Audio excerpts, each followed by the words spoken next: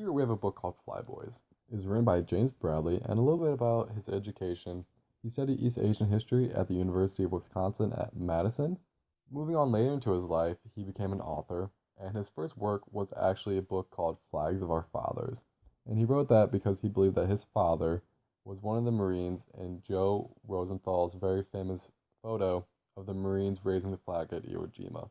So, about the book itself, it starts out kind of interesting. It doesn't really talk about the Flyboys and the United States until about 70 pages into it. The first 70 are very background information. It talks about how the Japanese viewed Western civilization and how, until the United States made contact with it, it was a very primitive society.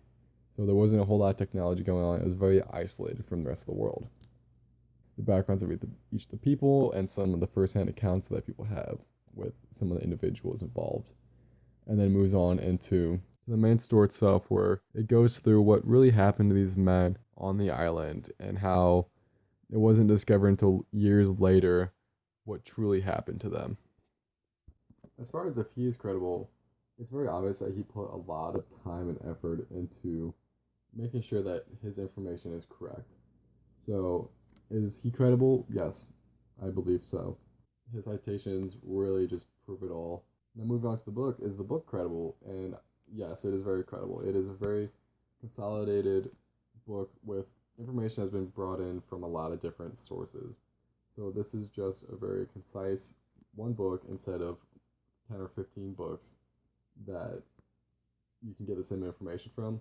So talking briefly about what really makes him credible is the back of the book. The back of the book is extremely important. The final 50 pages are pretty much just citations and making sure that he's covering all the material that he got his information from and making sure credit is given to the correct people.